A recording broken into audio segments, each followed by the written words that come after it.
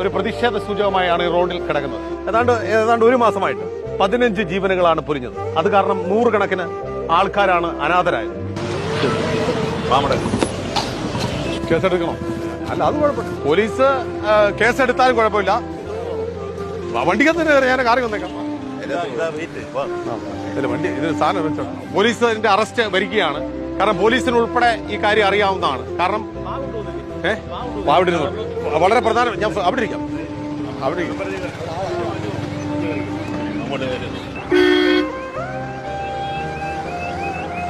നിർദ്ദിഷ്ട Punalur Konni റീച്ചിൽ KSTP road നിർമ്മാണവുമായി ബന്ധപ്പെട്ട് വ്യാപകമായ അപകടമാണ് ഇതുമായി ബന്ധപ്പെട്ട് ഉണ്ടായിട്ടുണ്ട്.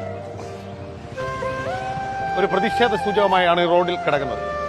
ടൗൺ സെൻട്രൽ വാർഡിലെ ജനപ്രതിനിധി എന്ന നിലയിൽ പുനലൂർ കോന്നി റോഡിൽ ഏതാണ്ട് ഒരു മാസമായിട്ട് 15 ജീവനുകളാണ് പൊലിഞ്ഞത്. അത് കാരണം നൂറുകണക്കിന്